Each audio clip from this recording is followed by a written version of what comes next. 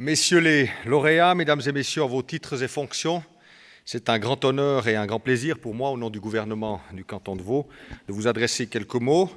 Vous êtes trois à vous partager une médaille d'or. Le Comité international olympique, qui a son siège ici, a donné une dérogation pour permettre à ce trio d'être honoré de la même manière, et nous en sommes très heureux.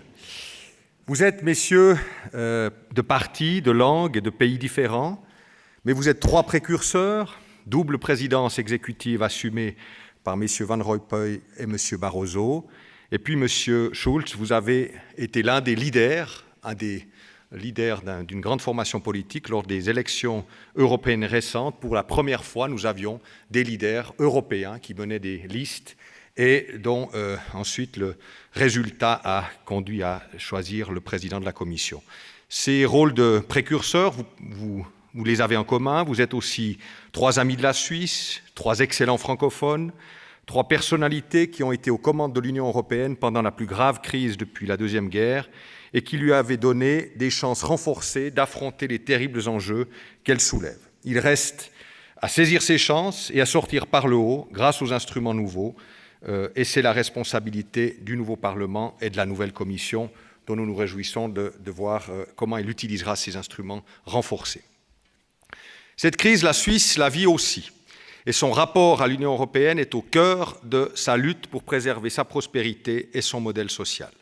J'aimerais profiter de votre présence, messieurs, et vous tous, mesdames et messieurs, pour peut-être relever quelques aspects de ce modèle suisse qui commence à être évoqué ces temps, parfois de manière un petit peu caricaturale et un peu réductrice. Le modèle suisse ne se réduit pas à l'épaisseur de son code du travail, n'en déplaise à quelques leaders de France. Notre code du travail, d'ailleurs, si on lui ajoute les conventions collectives et la jurisprudence, est largement aussi épais, d'ailleurs, que la plupart des codes européens.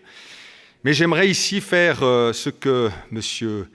de Rougemont, que M. Barroso a bien connu, nous incitait à faire par cette phrase « Dépositaire d'une formule décisive pour l'avenir européen, la Suisse va-t-elle garder son secret pour elle seule ?» Alors, je n'ai pas la prétention de vous révéler ce secret, mais j'aimerais en donner quelques aspects, quelques éléments qui sont peu évoqués. Je l'ai dit, ça n'est pas qu'une formule libérale ou ultralibérale ou une formule d'optimisation fiscale qui font, je crois, le succès de ce pays. Monsieur Brella l'a dit, l'ouverture, nous avons une forte population immigrée, 35% dans notre canton. Ces étrangers qui résident depuis plus de 10 ans ont le droit de vote dans nos communes, dans le canton de Vaud et dans quelques autres cantons francophones. Et cette forte présence étrangère n'a pas empêché les cantons romans, et particulièrement le canton de Vaud, à refuser très largement l'initiative de fermeture à plus de 62%.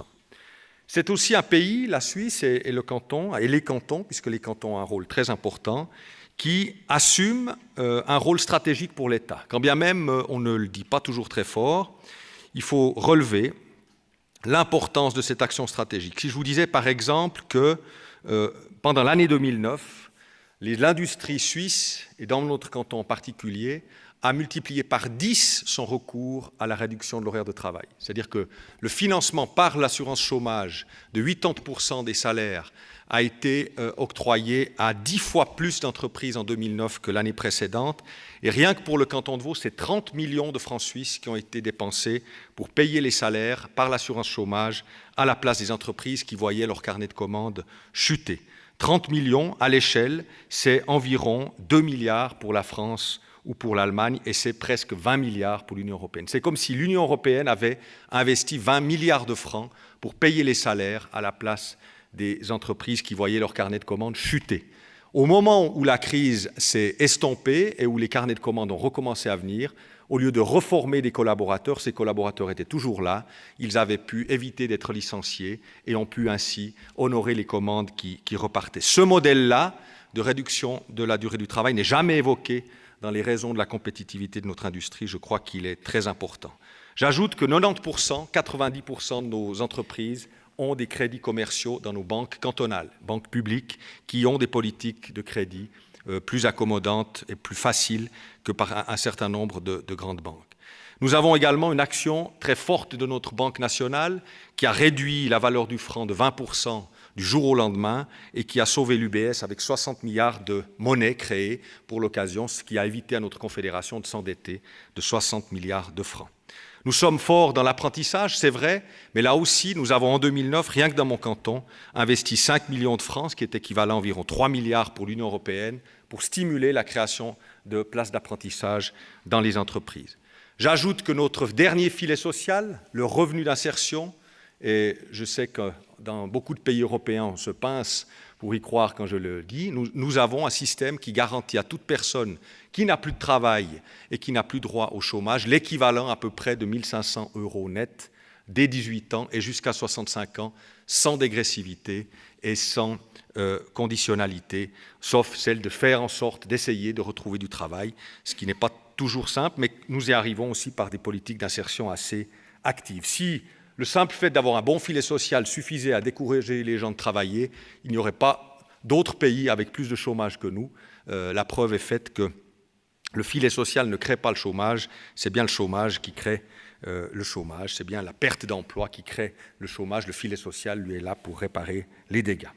J'aimerais conclure enfin sur notre fédéralisme, qui est, je crois, aussi l'une des clés du succès, la proximité, la capacité des cantons à innover, à tester des modèles et à s'inspirer les uns des autres. Et là-dessus, j'aimerais juste citer encore une fois de Rougemont. Il dit ceci: « Le fédéralisme tient à l'essence même de notre État, c'est notre création, il nous oblige, c'est notre création commune, il nous oblige aux deux solutions en présence à l'échelle du continent, sacrifier les patries à l'union ou sacrifier l'union aux égoïsmes déguisés en patriotisme. La Suisse se doit d'en opposer une troisième, la solution fédéraliste qui maintient les patries et l'union, mais ainsi, je le réitère, si la Suisse ne le préconise pas, qui le fera? Messieurs, c'est tout ce que nous pouvons souhaiter pour notre pays, c'est qu'enfin il se décide à venir vers vous, amis européens, avec cette solution. En vous remerciant beaucoup pour votre attention et bonne fête à tous.